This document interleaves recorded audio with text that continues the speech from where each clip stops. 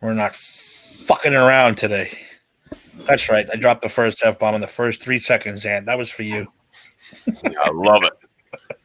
I love it. It says live, but it's not cop. There it goes. Okay. What is up, everybody? Welcome to another episode of the Just Too Sweet Show. My name is the Gobbledygooker for today, but my real name is Tim. Over here, this guy, he is the president-elect, Mr. Eric Zant, A to Z. What's up, brother? What's going on? How's everybody doing tonight? Chilling. Down below, we got Bert, the Bert series himself, drinking the apple whiskey. Yes, What's sir. going on, Bert? How's everything? Good. Get ready to talk some Survivor Series. Yeah. Are we all pumped up for Survivor Series talk? Are we all yeah. pumped up for the old school shit, which I love so much? I'm looking forward to this year's too. I think the Undertaker stuff is what we're really looking at. I'm pumped up for that. See if they do anything special. Who comes out? Who pays their respects to the dead man himself? Bert, what do you think? You think any shocking surprises coming up Sunday? Other than Savio Vega and The Godfather? When it comes to The Undertaker, I don't know. But I know last night that Drew got the title back against Orton, which I actually liked. I feel like they never shocking. Yeah, do it on TV. I mean, they did that the last couple years too, of AJ Styles beating Jinder Mahal before Survivor Series. But yeah, I mean, I liked it. Other than that, really excited to actually see Drew and Roman for real this time, because I know the last couple of times that they feuded, it was kind of a squash situation. But this time it's going to be legit, like Drew with the year that he's had against Roman, the tribal chief, head of the table, Roman. What about Undertaker? I mean, you expect any surprise guests or? I think he's gonna show up, but I don't think he's gonna do any tease for a future match or anything like that. You think we'll have any respect paying, kind of like he did for Ric Flair when Ric Flair retired? We'll see, possibly. I mean, everyone's in Orlando, so they have everyone there, so it's definitely possible. Mrs. Z, you're not really big on the news stuff, but will you be watching Sunday to see The Undertaker take his final bow? Probably. I think I'm gonna. What do you want to see in respects to paying respects to the dead man? Boy, I don't know. Other than Savio Vega. Other than Savio Vega, nothing. I mean, that's it. Maybe The Godfather, because Bryan Adams and Yoko are gone. But I don't know. Maybe Junior Fatu come out. That'd be cool. I'm sure the whole BSK will be there probably. The ones that are alive. Well, Savio's got to be. Come on. And it'd be great if just by chance he brought Los Pericos with him. Like, I happened to see him out in the parking lot, and here they are. That'd be great. You could just happen in the parking lot in Orlando, Florida. Right. Just happened to be in the parking lot in Orlando, Florida. They were visiting. There are a lot of Puerto Ricans in Orlando, Florida. So during a pandemic, just chilling out in the parking lot. Well, they wanted to come see their cousin or grandmother up in Orlando, and it's Thanksgiving. They were just and for perfect time. I'll take it. Puerto Rico is really part of the United States anyway, so they don't have to. You know what I mean? There's no whatever. You can come and go as you please. That is true. So that is true. I'm sorry. I'm trying to post as much as I can into different sites. That's okay. I'll talk about Puerto Rico and Los Pericos all night, man. All right. Yeah. All right. We're gonna get this party started right now. Let's do it right now. I said, well, we got Colin. Who we got? Steve Faraci, thank you very much. I appreciate your sharing the share. I've been sharing the share as much as I can too. Thank you, sir. And Steve, if you're bored, you can come on. You can replace Hollywood Dave because he's too big for us now with his 4 quarters nonsense. Yeah, so you're more than welcome to come on the show. You can come on if you want. Raul, I like the Drew McIntyre that went to back, but why the hell is Summer 3 weeks? So yeah, I thought it was an odd choice to have him lose it 3 weeks ago and then bring it back just for the hell of it. But hey, you know what? They're trying to keep it interesting, I think. Yeah. Eric, you've got your pink paint on your tank. That's the shirt, Steve. Don't you know that's the Just Too Sweet shirt? That's his pink and black attack. Look, Pink I got pink here too. Who's watching? You say? What's your sister now, boss? Panacci, love the support. Oh, Panacci's watching. Panacci, what's up, brother? He's a loyal Giants. We stomped you out show watcher. Welcome to the wrestling show, Panacci. If you're a fan, welcome. Please feel free to comment, bring it up. We are ready to amuse you. Hopefully, we do the deal. And what we're going to start with today. So we've been watching a lot of Survivor Series since it is Survivor Series month. Number 1889. And I enjoyed 1989 as much as I enjoyed the other ones. But before we even start, we have to listen to what the wrestlers were thankful for in 1989, because this had me cracking up. This was great. It had me cracking up. So let's take a listen. Yo, Hulkamaniacs, it's Thanksgiving night, and this is the happiest time of year for all the He went too maniacs, long, brother. but okay. Me and all my little Hulksters, we got a lot of things to be thankful for. Number one, we're thankful for being happy and very healthy. We're thankful for having time to share with our loved ones. We're also thankful that Hulkamania is still the strongest force in the universe. And after the turkey's done, after the blessings are all done, I can tell you what the Hulkster's mostly happy about. It's Survivor Series time, and I'm thankful for my team of Hulkamaniacs. I'm thankful because I'm rich and you're not. That's it. great. That's the best one. They should have stopped. That's it. You know what we're thankful for? We don't have to fight each other. Oh, yeah. I am thankful that I am the only man worthy of being the Macho King. Yeah. I'm thankful for the privilege of living right here in the good old US of A. Tough guy. I'm thankful I've got the big earthquake on my side. What I'm thankful for Thanksgiving? For my polka dot. I'm thankful for Dr. Awesome. I'm thankful for wrestling, cutting, and strutting. I'm thankful for my good looks. I'm thankful for having the most ravishing body in the WWF. I'm thankful because I hate Mickey Roode. That's awesome. For being the world's smartest man. I'm thankful for being absolutely perfect. Yeah, we're thankful for having Sunday stuffing and our turkey tonight. So They much almost energy. kissed, by the way. I'm thankful Yeah, they did. for Thanksgiving with all the members of the Heenan family. Thanksgiving every day, but especially this day, as the Warriors give me the intention to deliver the power at Survivor Series. It is going to be a war! The Survivor Series! Survivor Series. Yeah.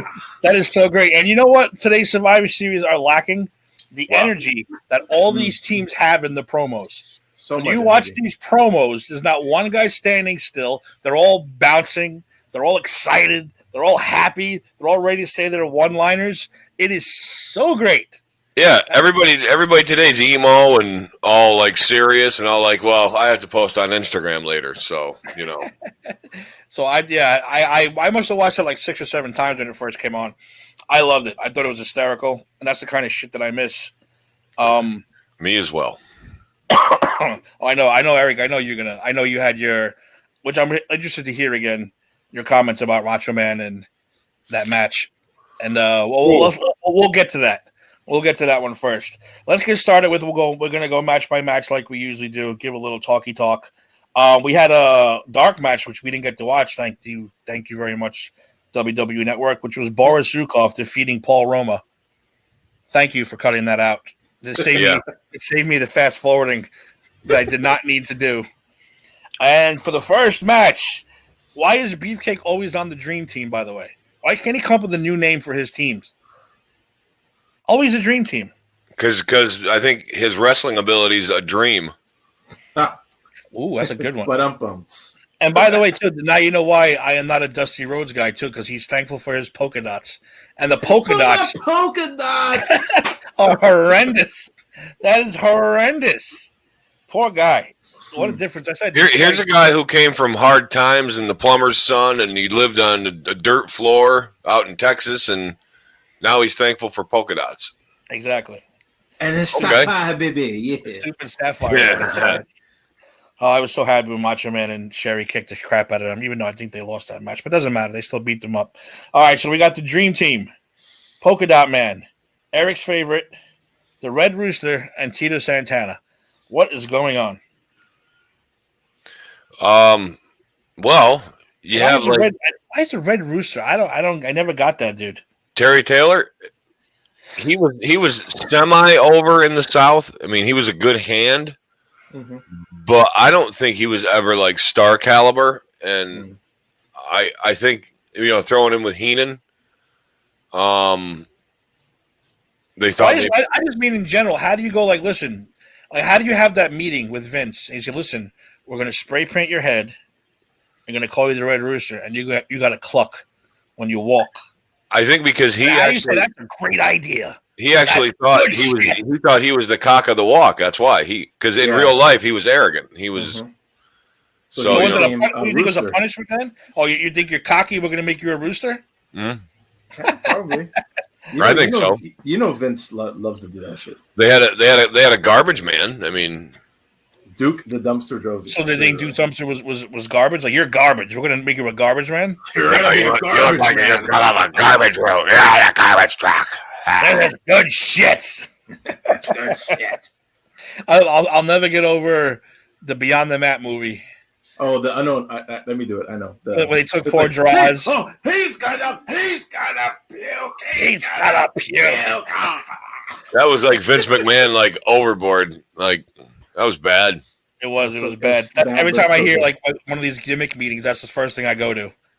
Like, oh, you're gonna puke. Like some of these gimmick meetings, like I said, when Mark Calloway first walked, he was like, "Listen, you're gonna be the Undertaker." You gotta be like, what? Or even Triple H, you're gonna be the blue blood aristocrat. It's like, dude, everyone knows me as Terror Rising. Yeah. I'm a blue blood aristocrat from Connecticut. But I guess, hey, they worked. I mean, Undertaker, probably the greatest gimmick in the history of wrestling. So, gotta be. Yeah. Anyway, that team of stars took on the Big Boss Man, the Enforcers.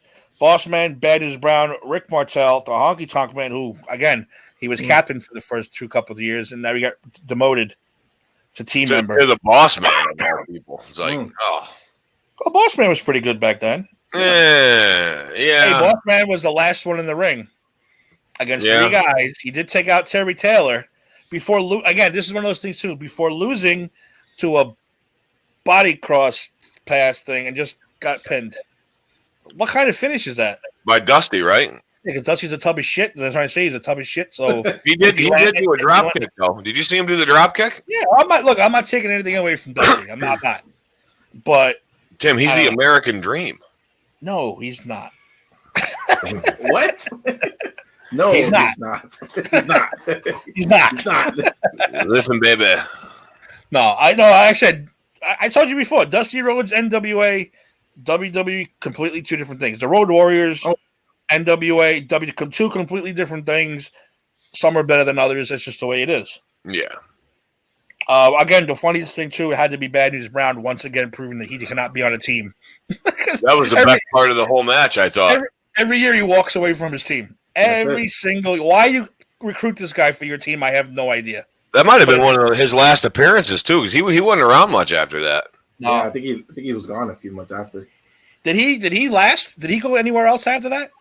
I think he just left the business. I think he did leave the business, yeah, because he's like a judo champ and all that shit, and he's like, I don't know. I've seen him.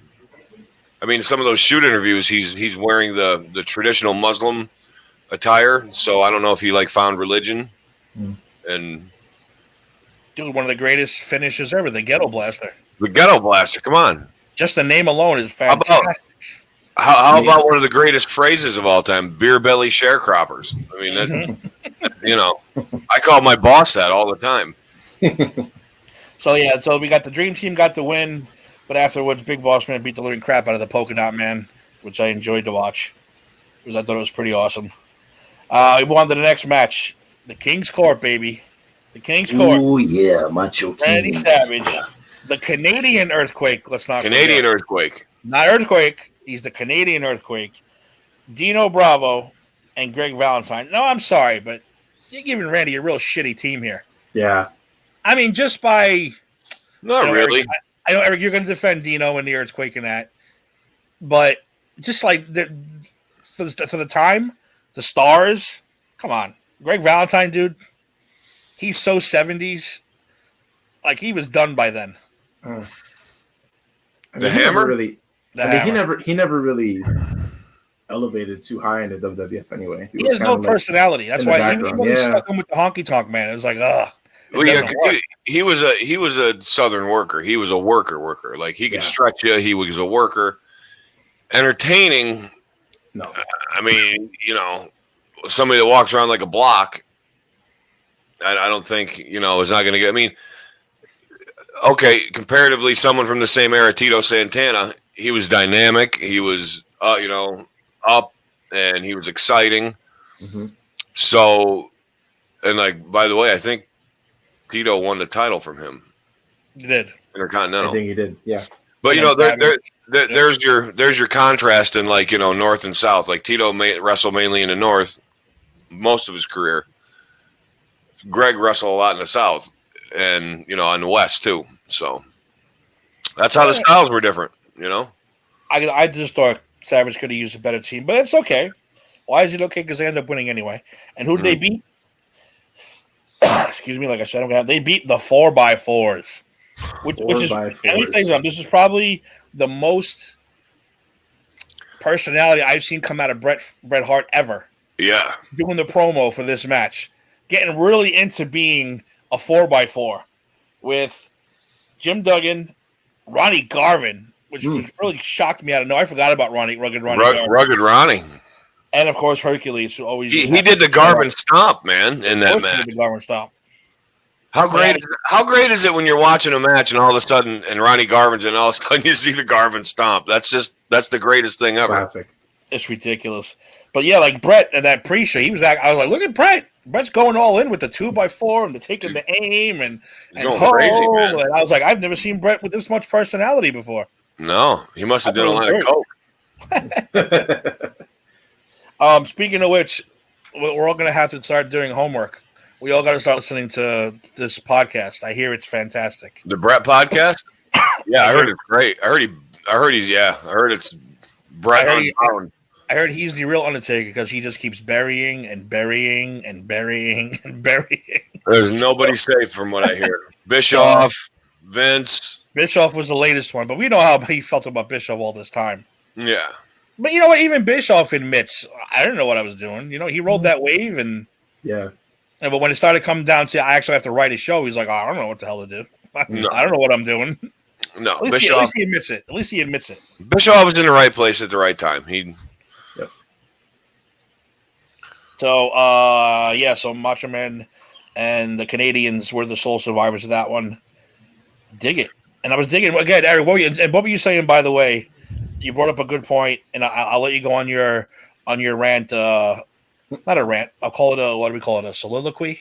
So my soliloquy, yeah. A soliloquy about Randy Savage and Bret Hart in that match because I dig what you were saying. Well, go ahead. Here's what I had like an epiphany and like a epiphany. A wow, not an epiphany. I had like a wow moment because you're watching this match and it's taking you back to 1989, and you're kind of like in between traditional and sports entertainment where it's kind of mixing now. And you look at nowadays where, in my opinion, nobody's trained right and nobody knows how to work. Like, it's just not really a wrestling product anymore. But if you watch when Bret Hart and Randy Savage entered the ring, like Savage jumped through the ropes and got into the ring. I think Hacksaw managed to tag Bret, and Bret kind of came in slow because you could feel the build from the crowd and from both the boys. And it's like everybody was like, wow, Bret Hart. Like, that's when Bret really started having credence with, like, he was getting recognized as really good, and he was getting over really good. So, like, he got in there, and Savage felt the electricity, and so did Bret, and they started going. And these two, you're rarely going to see for that 2-3 minutes, two better wrestlers, two better workers, two better ring psychologists than those two. That was some of the best display of wrestling I've ever seen in my life. Just those 2-3 minutes in a Survivor Series match. It was unbelievable how professional they are, how well they are at their craft, how in tune they are with everywhere they are in the ring, every move they make, feeding off each other, feeding off the crowd. It was amazing. You're in that era.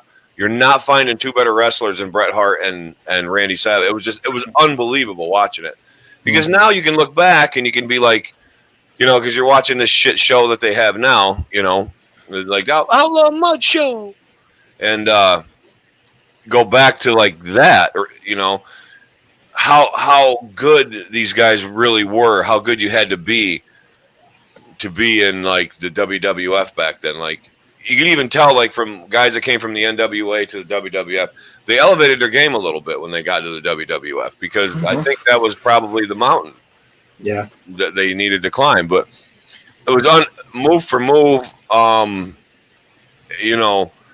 Every move they made, everything they did.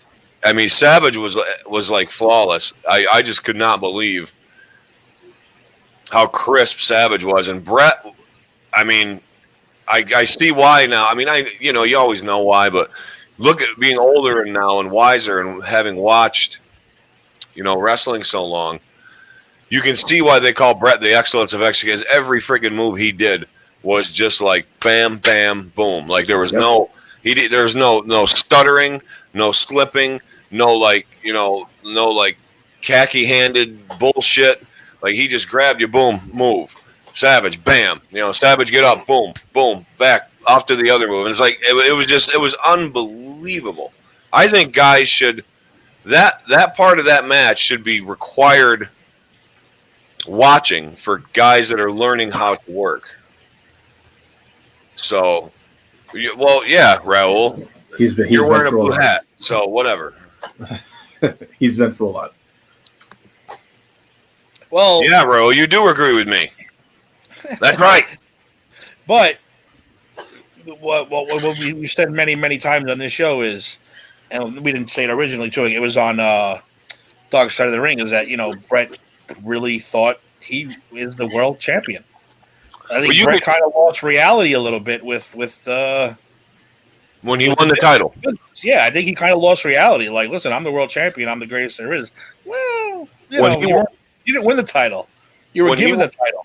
Yeah, when he became champion, when he won the title, something happened to that greasy head, and he just became, I don't know, he, like you said, went to his head. Everybody picks on the Ultimate Warrior. You can compare and contrast Bret and the Warrior with their egos, because you see the Warrior before he was, big time. He was a big musclehead steroid guy that got over, and that's what got over, and that's what people liked, whether people thought he was a shitty worker or not.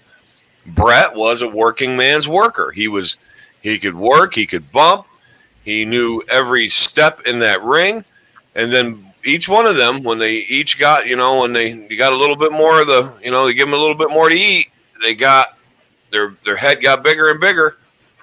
And now pretty soon it's like, Ultimate Warrior, is going nuts talking to stars and constellations, and Bret's, Canada's, the greatest, country on earth with 1 million people and 400 billion square miles. Come on, it's just get, no offense to Canada. I'm just picking on Canadians because, there's like 8 people that live in one province. It's not my fault. Okay. That's just a fact. And Warrior just has. I think people just the promos. Yeah, he got two. The hell, we just listened to the Thanksgiving. What the hell did he even say? I mean, he wasn't as bad as Hogan this time. He wasn't as bad as Hogan. I mean, Hogan rambled, but Ultimate Warrior. What? What did you say? What? You could see the crazy starting. Like it's almost like he's on like this natural LSD trip, but he's not like on LSD. He's like on like some kind of like psychosomatic mushroom that grows, underneath like sandstone in Arizona. I don't know. He's out of his friggin' mind. He said, he talks to his hands and he's talking to people. Then he's looking up at the stars, and then he's talking to he's got everybody collectively in this one little room and in his mind. But Bret, what I'm saying is, is they both were kind of like, well, it's it. I'm it, and it's me or nothing. You know what I mean? Like, so. By the way, though, this one, I thought this is the one where Ultimate Warrior wrapped him up with the tape or the rope. Whatever. Remember the hell that promo he did with the Rockers? It was a Survivor Series team. Remember when he was walking while everyone else was talking? He's walking around them, chaining them up together, wrapping them up in like a rope. Yeah, like kind of like, what are you doing? Was that last year with Beefcake, or was that this year with? It was definitely with the Rockers, but I didn't see that promo in this one. I didn't either. Wonder if they kept that out because it was too creepy. What the hell year was that then? They might have cut it out. That's weird. What are you talking about though? That's weird. Yeah, That's too much. I thought this was it. Yeah, I don't know. It was definitely the Rockers because if you look at Shawn Michaels' face, he's like, dude, what is this guy doing? Why is this guy wrapping us up like a goddamn present? Like, what is this guy doing? Crazy. Yeah, I thought it was great. Well, speaking of Hulk Hogan, his match is next. And I would have to put his team, again, top 5, 6, 7 of all time. The Hulkamaniacs. Hogan, Jake the Snake Roberts, and Axe and Smash. That's a pretty solid team. Exactly. They fight the $1 Million Team with Ted DiBiase, the Powers of Pain, Warlord Barbarian, and your weak link, Zeus. This is all leading up to the No Holds Barred. This ain't next Friday. So, give me your impressions of this. Or Friday. Which one was it? He was in both, right? Yeah, he's in both. Friday was. This is way before Friday. Oh yeah. Bert, what did you like about this one? Well, just the craziness of it, because I looking back, you would never think that Jake would be a Hulkamaniac, but yeah, but exactly. It worked, and it was interesting that they brought in Zeus, a character from a movie, to actually put him in to the actual like working environment, which now like that would never happen. Like they would never take a character from a movie and put him in an actual like wrestling event to promote the movie, which is weird. But I mean, it worked. It was good, fun action. And the funny thing is too, the movie didn't even come out yet. Yeah, it was just like building up to the movie. They were talking about how this guy Zeus took it too seriously. This guy Zeus was crazy. This guy Zeus was really trying to challenge me. Like, oh my God, really? Are you seriously trying to do that? And hey, I bought it hook, leg, and sinker back in the day. Well, I didn't buy that he was a crazy guy, but I'm like, wow, this guy's a monster. This guy can really fight. This guy can that. Then you watch him, you're like, oh no, this guy can't wrestle. Oh no, this guy can't fight. He was god awful. Yeah. He's just shits. Eric, what'd you like about this one? What didn't you like? Honestly, I thought the Hulkamaniacs were a great team. I kind of liked the whole. It was always fun when Hulk Hogan had partners, and they all kind of got on board with like Hulkamania. It was like they fed off the energy that Hulk created. You can see Jake doing it a couple times and Smash, getting people into it and stuff. So that was fun. Of course, DiBiase being like the classy worker that even though he's a douchebag, he's a good worker. He pretty much carried that team, Yeah. I mean, but overall, I thought it was a good match. Yeah, surprise, surprise. We all know who won that one. Yeah. And now, is it just me, or is this kind of where you started seeing maybe people getting tired of Hogan a little bit? I mean, when he hit the 3 count, the crowd went crazy. But when he was hulking up and stuff, I didn't see a lot of reaction. Yeah, it was starting to dry out. It was getting a little low. A little bit. Yeah. When he got to 3, the crowd went crazy. But up until then, they were like, here we go. He's going to hulk up. He's going to do a leg drop. He's going to do this. And then, all right, the 3 count, yay, it's over. But I don't know. To me, it seemed like they weren't into him. You got to remember, that's going on. Hogan's doing this and Warrior's doing this. So that's probably when Vince said, "Oh, pal, we got to try this out. I got body on that." Excuse me. I know I have my. I think that's what led. I think that's one of the things that led to it. I think you guys are right with that whole. That's coming up anyway too. Because what year was that? 90.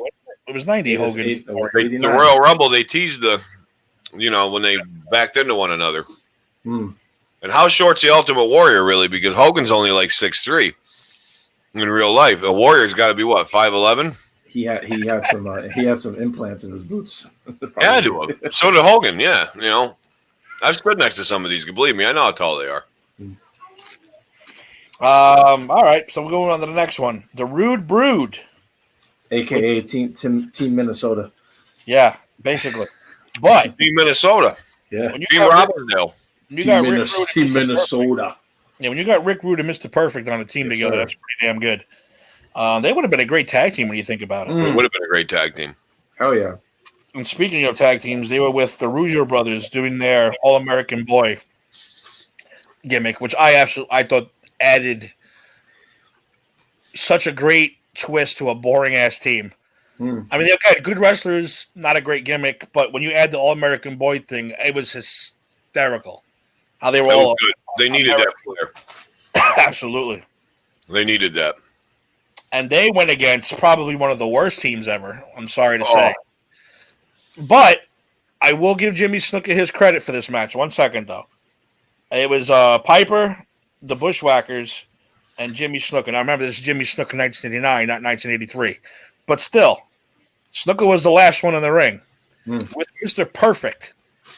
And I thought it was pretty decent. I thought he pretty much held his own. Yeah. Against did. Mr. Perfect for a couple minutes. I was ready to be like, oh my God, watch this horribleness. But I didn't think it was that bad. No. Of course, you know, you got Perfect who can make anybody look good, too. So He could work a broomstick. Yeah. That was, I mean, it was, and Piper and Rude fought up the ramp. They got disqualified. Of course they did. Stupid Bushwhackers who looking back, I really, really hate them. Like, looking back on it, I really dislike them. I don't know. Like, back in the day, you thought they were funny. they were fun. You're like, okay, they're fun. Now, Well, for little kids, yeah. Like, when we were kids, we were like, oh, these guys are awesome, you know?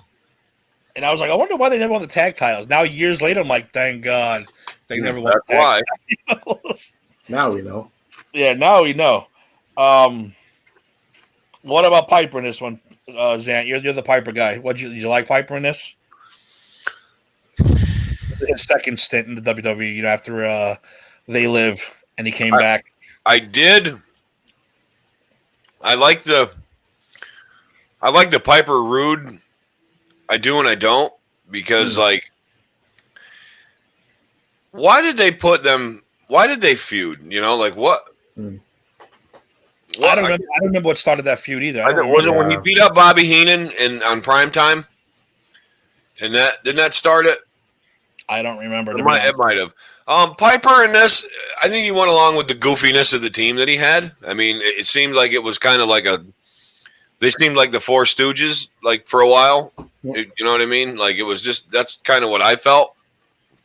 But it was fun. It was a lot of fun. But no, this wasn't one of Piper's shining moments. Yeah. But I think it was just, you know, like it's a gimmick match. He was probably going along with it. Yeah, it was all right. But I said I give Snuka credit for this one. Yeah, Snuka did okay with Perfect, yeah. Because I said, Well, you're going to have to. Or was it Bert? Was it Perfect that made it? Or do you think Snuka really did all the well? I mean, Snuka even later in his career was still in pretty good shape compared to other guys because of his heritage and the way he took care of his body. So he really couldn't really let himself go unless he really wanted to. And like I said, you know, it's Mr. Perfect. You know, he could work a broomstick, but you also have to be able to, you know, kind of get him to that point too. You can't just, you know, be a bag and just sit there and just do nothing. You know, Yeah, for that long, yeah. Yeah. You know, and Snuka can definitely, you know, move around. Like even in his later days, he still could. And now, what do you think now also with Snuka, now that we saw Dark Side of the Ring, was he slipping? Or you think it was all part of the act of him becoming more of a savage Islander type guy? Or do you think this was the real crazy Jimmy Snuka that we learned later on, thanks to Dark Side of the Ring? It's hard to tell because, you know, back then you can only see what's on TV. You can't see, you know, outside of you unless you really knew. You don't really know outside the ring You can only see what you can see on TV. So now that we know obviously what was going on, was he starting to slip? Maybe. But I mean, he isn't the only one. I mean, there's a lot of guys that, we look back on and see, it's a lot of damage that these guys take, every day, 365 days a year working up and down, so maybe for some guys, they got to a certain point where they couldn't handle it, but they still had to do it because that was their livelihood, So Yeah. like I said, you can only really see what's on TV, but who knows? And before we get to the last one, real quick, I said I felt like that when I watched. It was the anniversary of Eddie Guerrero passing away just recently, and when they showed the tribute to Eddie Guerrero, and the cameras panning by, and they showed Chris Benoit, all I think of is this was the catalyst. I mean, not even that, just his This was, now we know though that was kind of the catalyst. It was, yeah. For To me, make I think him, I to definitely make him and his kid and himself. It's like, wow, oh my God, this is really the moment. Failed a drug test. Is that what it was? Failed the wellness policy they had in place back. No, it wasn't a wellness policy.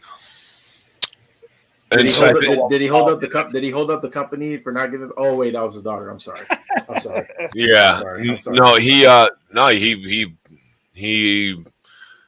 they got caught with coke, So Vince let him go, yeah. Jeez. And that followed him back to the NWA because they didn't hire him when Arn went back. They didn't hire him. So I didn't remember. I didn't remember him even being without Arn. But Arn didn't go back too much later anyway. He went back a lot sooner. Right after this, I think he was gone. This was it for him, I think. Yeah. It was always weird to see him in WWF. They really like they fit better in NWA, WCW. Yeah, like see, for me again, I was always a WWE kid. I knew them as the Brainbusters. I didn't know they were the Four Horsemen until later. I'm like, holy shit, they're the Four Horsemen. They're the original Four Horsemen. So I was like, well, I didn't even think the NWA was like a real thing. But of course, like you said, now you're an adult. You look back, you go back on the network, and you watch, and you're like, it's more wrestling than the WWE was. WWE was showmanship. NWA was fucking real wrestling. Yeah, that's why you get Jim Cornette all worked up. Yeah, exactly. What the fuck? God damn, give me cheeseburger with extra onion, extra mayo, double cheese, motherfucker. Fucking Vince Russo. Fuck Vince Russo. Vince Russo, you motherfucker, I'm going to piss on your grave. I think he will piss on his grave. He will. He'll live to be like 103 years old, and then you see this crusty old Southern guy going, God damn. He'll piss on Russo's grave and then drop dead 5 seconds later. I think he'd be happy with that. But no, the great thing about this match was, of course, back then you didn't think so, but looking back on it now, as we are experts, I should say, who was the last two in the ring? Bobby Heenan and the Ultimate Warrior. Fucking Ultimate Warrior. It's like, okay, here we go. And I remember I forgot about it when I rewatched it, but then it kicked in my not remembering when I was a kid. I'm like, oh my God, Bobby Heenan's about to die. Yeah. Bobby Heenan is going to physically die in this match right now. And but Bobby Heenan, good for him, man. He took bumps. He was a maniac in that ring. He did. He was doing good. I mean, Bobby knows how to work. Yeah, he did. Yeah. And again, they just start looking back on the history books. I remember someone gave me a wrestling book once, and one of the first things I opened it was Bobby Heenan was in a dog collar match, and he's all covered in blood and shit. And I'm like, that's Bobby Heenan, like a wrestler, like he actually wrestled back in the day. Oh yeah, and that's how you learn. See, that's how you learn stuff. You research it, kid. So I know that was pretty cool, but we knew there was no shot of Bobby Heenan actually winning, and the Ultimate Warrior actually destroyed him. Yeah. Ultimate Warrior took out almost everybody, didn't they? Arn Anderson took out Shawn Michaels. Where the hell's Andre the Giant? Oh, count out. Yeah, of course. Well, Andre's not getting pinned. No. The Andre dude was again. I get so sad watching late Andre. Yeah, because he never should have been wrestling this late. No, especially trying to work like. Even when they gave him the tag belt with Haku. That was all Haku. That was all Haku. Haku was the tag team champion. Yeah, basically. I am the tag team champion. I feel so bad for Andre too watching that, and this poor guy. Imagine I the don't know. pain that son of a bitch was in. Oh, I figure I'm in pain every day. I can't imagine what that dude was in. How old was when he passed? He was in his 40s, right? Our age, 45, 46. Shit. He looked like he was about like 70, 68. He looked old. Well, everybody looked old. But have we talked about this? Like back in the day when we were young, when you were 45, you looked like you were ancient. Yeah. It's just a generation thing, I think. I think it is. And it was harder living back then, and people had harder lives. And You know what's too, Eric? I always think of my Aunt Elle. I was at her 40th birthday party, and I don't know how old I was. We were young, obviously, but Aunt Elle to me always seemed a lot older because she's my aunt and she was older. But yeah, I'm like 40. I was at her 40th birthday. I didn't know she was like that. That's kind of weird. Like everyone seemed a lot older back. It's true. No, it's absolutely true. Like I'm like, oh, I look pretty good for 45. I don't look 45. I look pretty decent. no, But meanwhile, a little kid be like that fucking guy's old looking. oh yeah, no, my kids think I'm ancient. They think I'm like a fossil. Like we lost Bert. I don't know where I'm sure he'll be back. He'll pop back on. So overall, how'd you like 1989? Overall, I thought it was entertaining. I was thoroughly entertained by it. I thought you had a good mix of good wrestling with some goofy shit, and of course Hogan and and the eliminations were everything. I think overall this was, because they started in 87. This is the third one. This is where I think they kind of fine tuned it and they got it. They got it right. Like they were like, okay, the guys that they paired together with, the teams, it was fun. I mean, of course, looking back, it's goofy, like Roddy's Rowdies and No, see, that's my favorite part of this whole thing.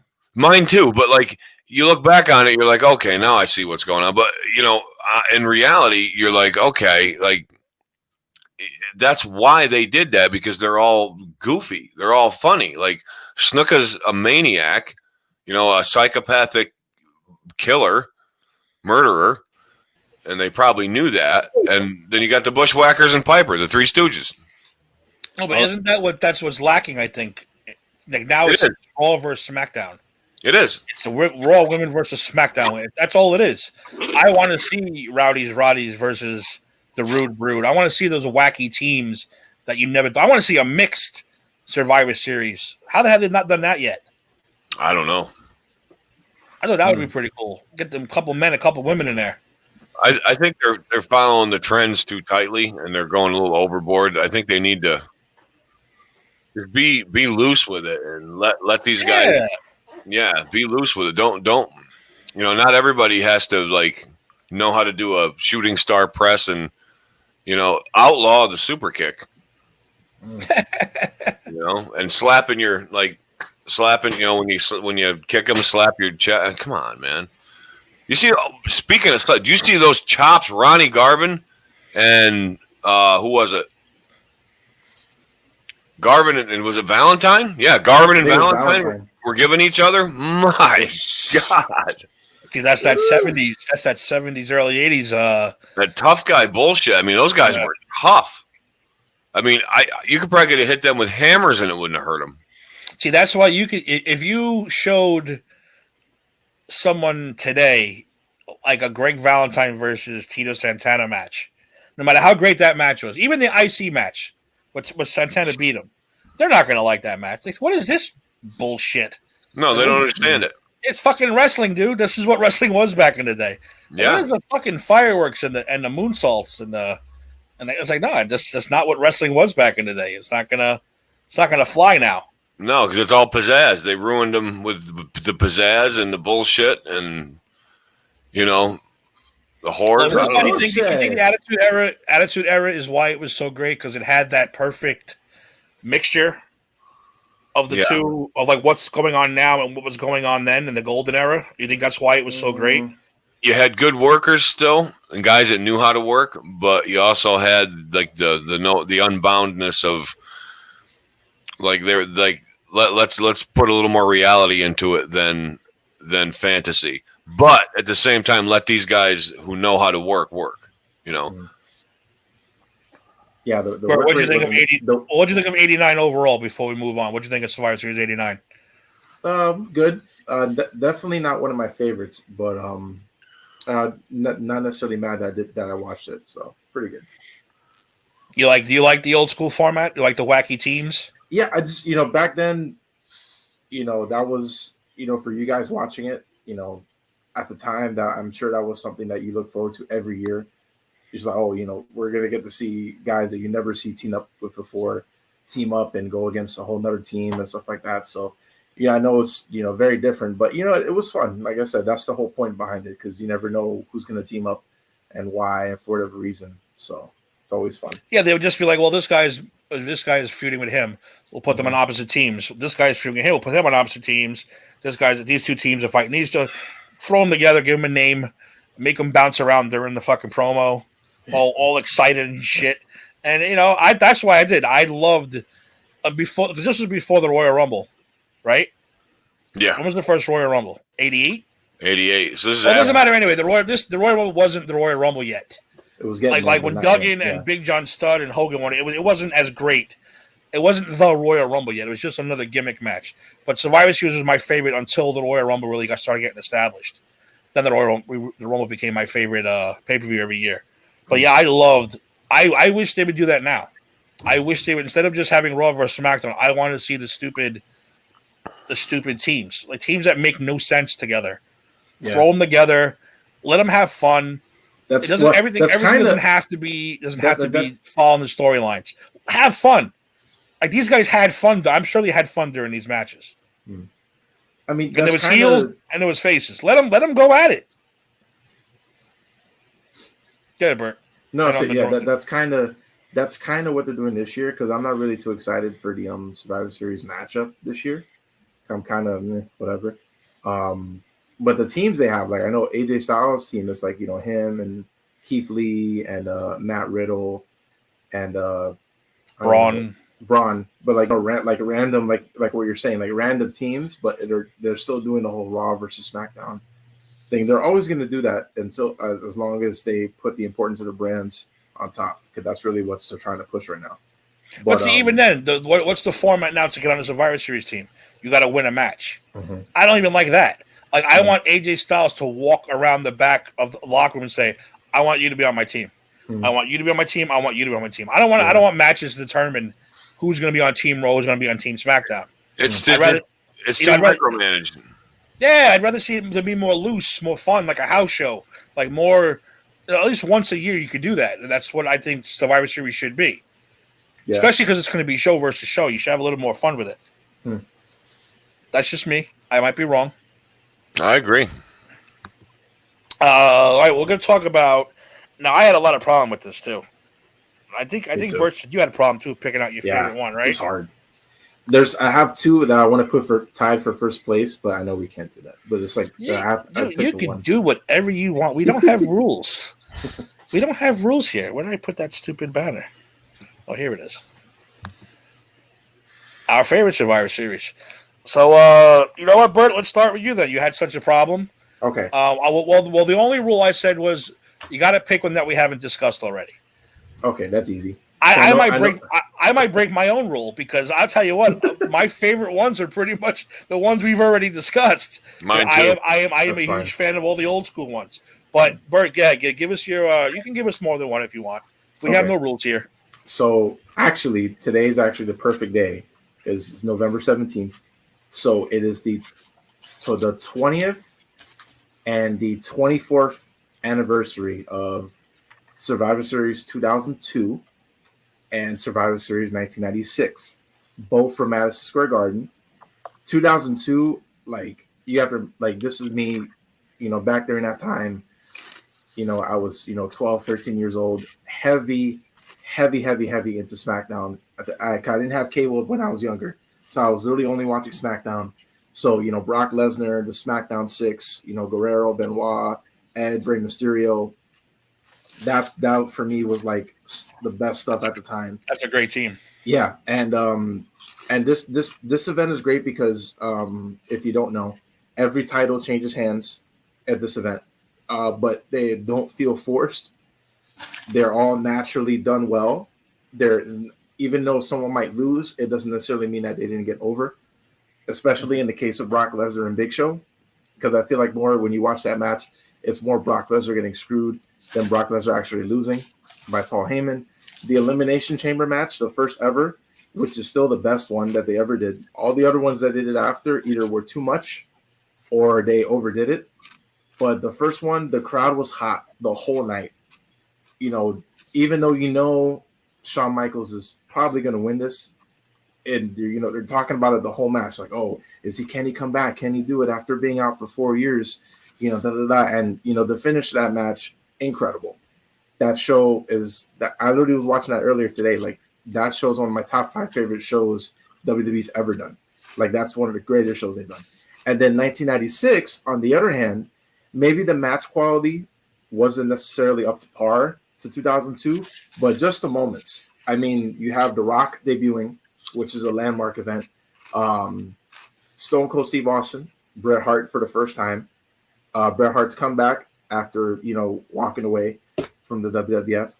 And the main event, which a lot of people don't talk about, but Shawn Michaels versus Sid, that was a great match. The Sid over as hell, and you know the announcers, you know, Jim Ross and Vince, you know, they try and it's a very mixed crowd for Sid, but you know they're rooting for Sid, and you know the whole time, you know, the way that you know they fit in Jose Lothario, he gets hit with the camera, Sid hits him, Shawn is like so worried about him, it's his father figure, it's his dad, oh my god, he might have a serious problem here. JR, I think this is JR when he was still heel after introducing fake Razor and fake Diesel a couple months before. So, you know, JR on commentary this whole night is hilarious. But yeah, the finish of that is great. You know, Sid powerbomb Shawn, boom, 1, 2, 3. Sid wins, crowd pops like crazy, fucking incredible. But yeah, those are probably my 2 favorites top from Survivor Series for me. Cool. I'll agree with those. Yeah. I'll agree with that. Mrs. Ant, I know you had a problem with this also. Well, you're more the old like I am. Yeah, because I wanted 90 so bad. So, dude, we have no rules. You can pick 90. We'll throw that rule right out the window if you want. I don't mind. I was just trying to spread the love to Survivor Series a little bit more because we're moving on next week. Next week's the big Undertaker show anyway. So, pick 3 of your favorites for all I care. Well, I got one. I narrowed it down to one, and it's 91, the Gravest Challenge. Because the teams were pretty funny back then. You had, and by the way, speaking of dark matches, Tatanka had a dark match as Chris Chavis against Kato, first match. Wow. Mm-hmm. The Mountie, Ric Flair, DiBiase, and the Warlord took on the Bret Hart, basically the Canadian team. Mm-hmm. Bret Hart, the Bulldog, Roddy Piper, and Virgil. They got to throw Virgil in there. So that was a cool Royal Rumble. Yeah, that was a cool team. And then my favorite match, Jim Duggan slaughtered Texas Tornado, and Tito Santana beat Berserker, Mustafa, Hercules, and Skinner. And I think all 4 of those, the worst team ever created. Worst team, and I think all 4 of Duggan's team survived that. I don't think anybody got eliminated on that team. I think that was the one where they all, you know what I mean?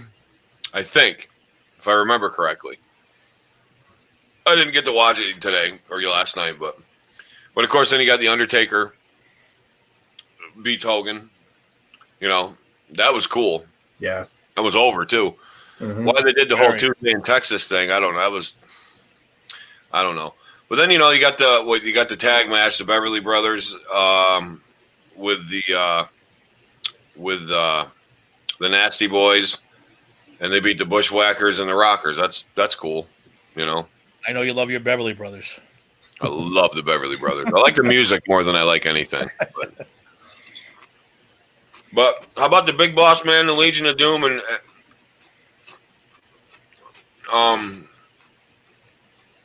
Yeah, Erwin R. Shyster and the Natural. It's a 3-on-3. I thought that was weird. A Don't you? 3-on-3 match. Yeah, Boss Man and the Legion of Doom versus Shyster and the Natural Disasters. I was confused. Even back in the day when I saw it was 3 on now, 4-on-4, or 5-on-5. Couldn't throw in your Greg Valentine and your Tito Santana like they usually do. Just throw them in there for the fourth guys. Yeah, they didn't do it. So now here's the elimination ones. Yeah, Mustafa, Hercules, Skinner, and the Berserker. The whole team survived. Texas Tornado, Duggan, Slaughter, and Tito all survived. That's so great. That's so great. That is pretty funny. So yeah, I got to go with that. I got to go with 91 because it was a fun time in life. It was a fun time in wrestling. All my favorite wrestlers were doing something there. So the Beverly Brothers and the Texas Tornado were in it. So that's where I'm. The Beverly Brothers. That's too funny. Owen Blake. I don't know. I know you dig their music, but I don't know. I don't know if I can get past those guys. No, they're kind of the shits, but they were fun. They were fun. I know you like next year too, because that was the Undertaker versus Kamala I love that one. in the coffin match. Yep, I love the SummerSlam one too. That's the one that we watched. That was a funny one. That was a good one too. Well, now the reason I said I don't mind, I didn't get a chance to really go through the later ones. I really wanted to go through them because there was a couple I couldn't pick off the top of my head. Which one? Attitude Era ones. I couldn't think of. And do you know the best one? Which one? I couldn't think of which one because I was busy today actually at work for the first time. I was actually gonna mention, but 98, the Deadly Game Tournament, that one is the best one in the Attitude Era by far. That's the one where with Gilbert, where he debuts, where Vince comes out, he's still in the wheelchair, and Mankind comes out for the first match, and he has the fucking cue cards. It's like does a whole promo. It's like this man wrestled for the World Wrestling Federation back in 1990, and then for greener pastures wrestled in WCW. This is like at the height of the Monday Night War. So this is like great stuff. And then you think Vince is hyping up this guy. Who the hell is this guy that Mankind's gonna wrestle? And then fucking Gilbert comes out. Well, Dwayne Gill comes out, jobs in like a minute, not even a minute. I think it's like 20-30 seconds. But of course that pay-per-view is famous because it's probably the best tournament that the WWF has done, at least in the Russo era. Because people give a lot of shit to Russo, but especially as he does tournaments all the time. But this was actually the best tournament that he did. Basically Vince screwing Austin again. 30 seconds it was 30 seconds. Wow, you see, like 30 seconds. Vince screwing Austin, because Austin, at this time, this is his year. I mean, this is the year that he, blew up, merch wise, popularity wise. So if he wasn't going to win the title, who the hell was going to win the title, right? And you think it's definitely not going to be Mankind because somehow they're going to screw Mankind out of the title because Vince doesn't really care for Mankind. So then you have The Rock, who is beginning this babyface turn. The crowd is, this is probably the best into The Rock. Yeah, it was the most surprising turn. This you forget too. This is a year after Montreal, which is another great Survivor Series that we love that we're not going to talk about because we talk about it a million times. The finish of the match, and by the way, The Rock and Mankind up to this point were kicking ass for 20 minutes. Like this is a great fucking match that they were having. Rock goes in. It was a good match. Yeah, Rock puts Mankind the sharpshooter, turns around. You can hear the crowd like, "Oh God, here we go!" And then Vince goes over, ring the bell, ring the bell. It's like, "Oh, McMahon's on to ring the bell. What the hell's going on?" And then the Rock music plays, crowd fucking pops. We don't know what the hell's going on. And then fucking Shane, who also one of the best 1-2 middle finger counts ever done to Stone Cold. But basically that they were in it all together all along, and basically you got the corporate Rock. But yeah, I mean that's a great event. I mean it's fun too because even though the matches are very short, pretty much everyone at the time was hot. And so you had Jeff Jarrett, Al Snow, the New Age Outlaws, The Rock, Stone Cold. You even had Undertaker and Kane on this card. Yeah, that was a You pretty know, good one. That is for a like good a one. set- That for was like a a stacked signing. card. Yeah. Yeah, that was a massive, massive, massive shock. Yeah. That last with The Rock. Yeah. Like you said, how you got that? You know what, dude? That took balls too. Mm-hmm. That took balls to have a guy who just turned face and is getting all this popularity, and just wow. That's when doing this a screw actually works. Like, because in this situation it works. Because a lot of the times the problem is they try and like overdo it. A lot of the time, like, oh, why do they have to, do this to do that? But this time with The Rock, it actually did work because people did not see it coming. Yeah, that's a good one. I gotta start trying to get through all of these, but today I actually had to work today. Usually I haven't been working lately. Lately I've been screwing around. Today I had to work. From the last 5 or 6 years, I think the one that stands out the most is 2014. Now, the event itself, the matches were up until the main event were pretty subpar, but the main event, Team Authority versus Team Cena, which I think it was like a 5 hour, almost 1 hour. I think it was like a very long match. But of course, that's the match where Sting makes his long-awaited debut in WWE, which is also on my birthday, by the way, which is very awesome. That Sting debuted in WWE on my birthday. Like, that was at the time 6 years ago. I was like, holy shit, that's awesome. But yeah, that was a great match. I mean, that's probably, you want to. People give shit about shit on Dolph Ziggler a lot, but that match he really showed what he can do. Like, for I like Dolph. I don't know why people do shit on him. Dolph's all right. He's a good Dolph's- worker. No. Dolph's It's a just great I'm wrestler. saying, like, for whatever. I'm just saying, but yeah, that was a great match. And of course, Big Show turning heel for the 100th time. That's probably the only bad thing. But everything else in that match was great. I mean, the build-up was great.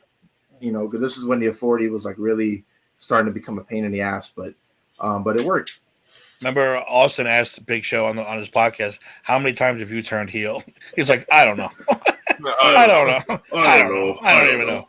You know what though? See, the reason I said you guys can break your own rule, but break these rules, because I can't pick one.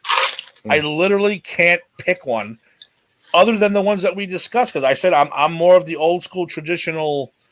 I look forward to that shit every single. Now, again, I told you I didn't get to watch pay-per-views, especially on Thanksgiving. That was forbidden. The only thing you were allowed to watch in my house on Thanksgiving was King Kong and Mighty Joe Young and like all the old school stuff, the March of the Wooden Soldiers. That's all we were allowed to watch on Thanksgiving in my house. Probably the fucking Macy parade. Probably in the morning. Parade. You get your ass up, you watch that freaking parade. Then I used to go back to sleep, take a nap. Yeah, then it was all the classics. It was all the classics on that day. So I never got a chance to those, but I did have a connection who would hook me up with a videotape with the satellite. I have a satellite. Like, satellites then were such a big deal. I look forward to that shit every single year. If I had I don't even know if I could pick one. I love all the early ones. All the ones that we've been reviewing. I'm like, oh my God, this brings me back to my childhood. This brings me back. And like I said, I want the wacky teams. I don't want to. I even said Team Authority versus Team Cena. All right. Yeah. It was cool. I get it. But it's not like a wacky thrown together with a cool team name type thing. But I still dug it. So I'm going to cheat too and say I just like all the early ones. Yeah. I love all the early ones. I love the stupid teams. Me too. Even Hogan Savage, when the lust began, still a great match. Still a great your eyes, brother. Yeah, dude. The lust was unbelievable. It was so awesome. It was so obvious that Hogan. I can't wait to meet Hogan. I want to tell him one day. I'm gonna wear my "You Got Lust" shirt, and I'm just gonna point right at him. This is you. This is you. You got to do the aggressive point. I will while I'm online. Yeah. Probably throw me off the line. I plan on meeting him one day. He's my wrestling bucket list guy. I haven't got a chance to meet him yet, but I will. I know, Eric, if you want to meet any of those guys, you should come on down. Wrestling Universe is packed full of guys. It is. They're getting a lot of them down there. What's that? They're coming back already. IRS and DiBiase are coming back already to do another show or another signing already. They were the most popular one. Hmm. And a lot of people missed them, so they're bringing them back already. Well, a lot of people are dumb if they want to go see Ted DiBiase. I don't know why you hate Ted DiBiase. I know you told He's the a story, but fucking prick. I want to. You want to know something? I haven't sworn much on this pod. You guys have like tripled all my F bombs. So today, maybe. Oh, today you have. Oh yeah, I mean all time, no, but maybe Bert. Bert subtly swears. I hear him. Tatanka, November 21st. Brian Cage. I don't know who the hell Brian Cage is. He's AEW. He's the FTW. Oh, the champion. FTW guy. Yeah. You're right. Coco Beware. He's the FTW champion, brother.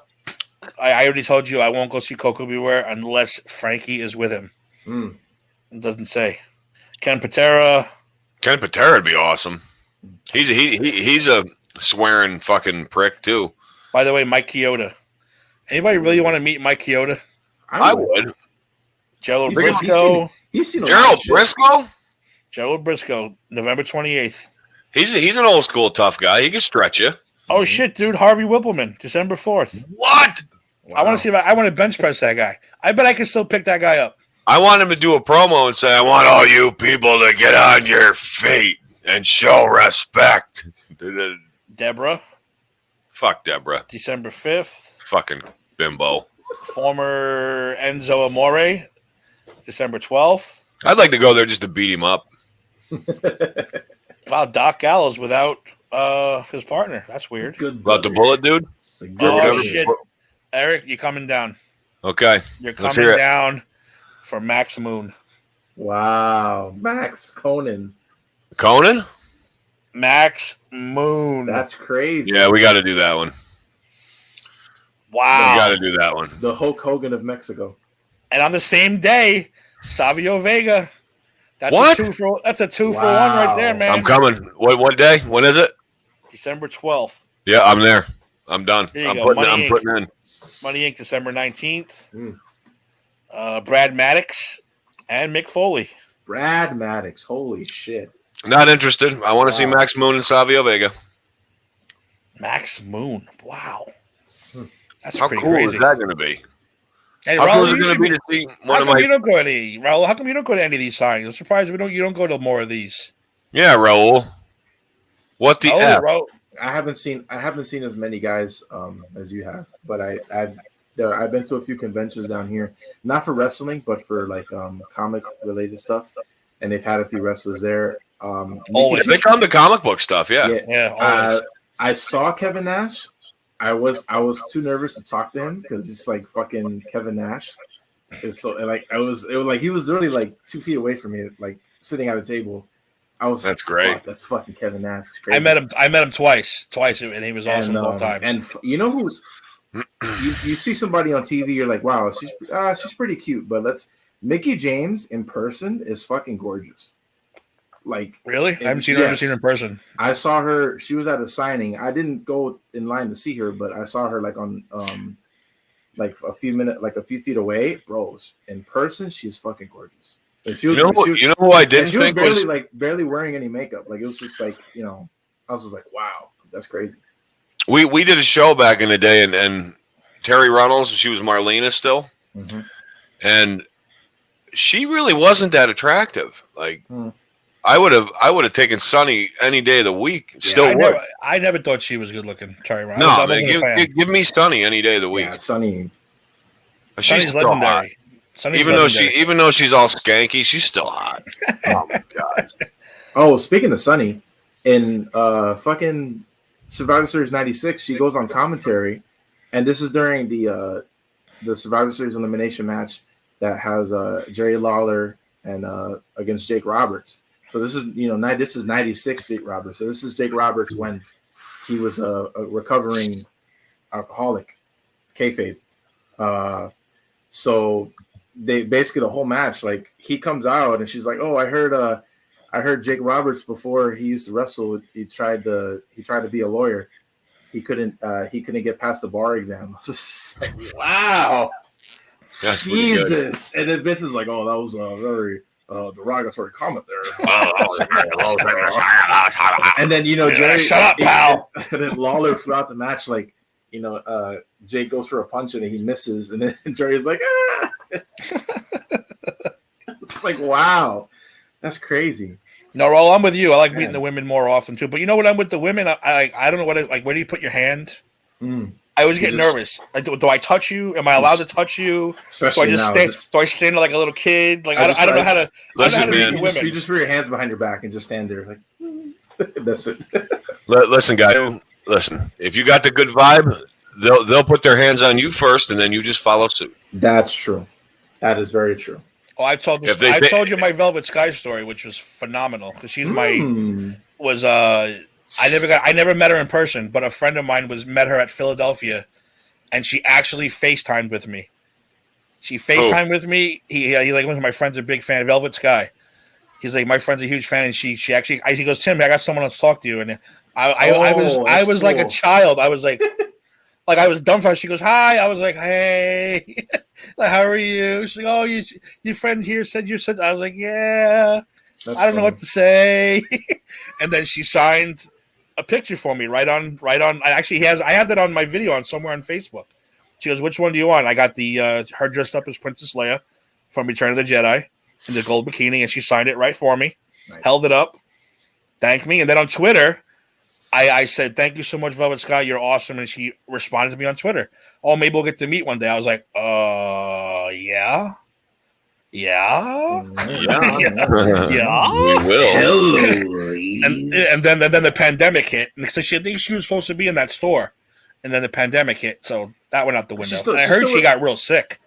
Is she still with She had the COVID? I don't know if she had the COVID, but she had something wrong with her. Something wrong? She vanished for a while. No, she's with Bubba Ray. She's with Bully, right? Yeah, she's with Bully Ray. Yeah. Lucky son. That's how I know, because I was listening to his show on XM, and he was saying that she was in bad shape, and people were sending her well wishes and all that stuff. She signed that for me. It was awesome. Kevin Nash was awesome. Mick Foley was good. Sweet. Oh, I saw Mick too. I met Mick before. He's very nice. He's going to be there too, not so, in that store. And then we met Demolition. They were awesome. They were awesome. My highlight with Outsiders was Scott Hall said, "Yo, it's a sweet Wolfpack shirt, bro." I was like, "Yes, nice. Yes." Hey, that's a sweet Wolfpack shirt, brother. Yeah. I was like, "Yes, Scott Hall, thank you." But I was like a little kid. I couldn't say nothing to him. I was like, "Yeah, okay, yay." You're like, "Thanks, Razor." Yeah. Let me throw it up and just take the picture so I can get out of here, because I feel like an asshole. You do? You feel like a little Eric? You didn't feel like a little kid when you met Demolition? No, because I used to be a worker, and I'm kind of in the middle of like, I'm meeting Demolition, but I know what the deal is, so it's I don't know. Not for me. I was like a child. I was like, holy shit, it's Demolition. I felt like telling Smash, dude, I was you as a kid. I was you. I was when I was attacked you and my friend, I was Smash. I was you. So we went past an hour. All right, we're going to wrap this up. Next week, we are going to do, hopefully next week, it's a holiday week. We'll see which way everybody wants to flow. To be determined. It's to be determined. I know. So, but we were going to bring you our own Undertaker tribute special. If you see on WWE.com, they put up a tournament of greatest Undertaker matches of all time, and we are going to shit all over that one. We're going to do our own list, because our list is going to be better. I hate to tell you, but it is going to be better. That was the most fucking awful list I've ever seen. Well, no, it's a good list, but the people are picking the wrong matches. I think it's shitty. I think most of them are shitty. The wrong matches. I think most of them are shitty. They're picking the wrong ones. You don't pick him versus Foley. That's not an Undertaker highlight. That's a Mick Foley highlight. That's a Mankind match. That's not an Undertaker. Undertaker stood there and watched Mick Foley fly off a cage, fly through a cage. He really didn't do anything for 30 minutes in that match. So I don't know how people it won twice already. It advanced twice already. And I'm like, how did you pick that? I think that's going to be the one that ends up winning. Oh, my God. And that's terrible. That's why our list is going to be. It's either going to be that or the WrestleMania 25 match. Yeah. Oh, look, anything's better than that one. I don't know. That's a Mankind match. That is not a Taker highlight, the Hell in a Cell. It's a Mankind. If there was a Mankind match, okay. let's put that one on that list, but it's not. So our list is going to be better. Well, Eric, what do you think is missing? What have you seen that's missing? Oh God, the Kamala match was great. A lot of his early stuff. A lot, yeah. Let's go from '94 back. I mean, there was so much good stuff. It's bullshit. The casket match with Yoko. Yeah, That's not on there. I thought that was on there. It's not on I there. didn't see Yoko on there, dude. Oh, I maybe don't think not. so. I don't know. We can tear it apart. I gotta Like I get said, going. That's what we will do. We'll tear it apart. Like I said, our tournament will be better than theirs. Yeah. So we are to be determined next week. It's a holiday week. I understand. People got shit to do, places to go, people to see, turkey to eat. We will decide next week. We will post it on the page, post it everywhere. But thank you for everybody for watching. Raul, you're the man. Thank you. I have to get you your shirt, Raul, because you're our number one fan right now. So you're going to have to get you a shirt somehow. Yeah. So said next week, Undertaker tribute, Survivor Series. Oh, by the way, I put it out. I already told Eric, but Bert, I don't know if you want to do it. I think Dave said he was down. Survivor Series preview. Are you down to do a show Sunday? Sunday? Yeah, I'm Yeah. off. We can do it. Like 6 o'clock. Do it for a half Yeah. hour. Yeah. Nothing big, but leading into Survivor Series. I figured once a month before the big pay-per-views, we maybe will do a little pre-show just for the hell of it, because we don't talk too much new stuff on here. So I figure we'll do that. So I'll let you know about Sunday then. Okay. So that'll be Survivor Series. Otherwise, Undertaker tribute tournament. Ours will be better. I guarantee it. I Eric Zach. guarantee it. Any last words, Eric, before we go? Thank you for tuning in. Stay safe, everybody. Ted DiBiase and Brutus Beefcake. There you go. Bert, what do you got? Just mirroring what he said. Stay safe. Happy holidays. And like I said, tune in next week. Undertaker. That's right. And whether you like us or you don't, we're the best thing going today. Make sure you share us out. Sweet.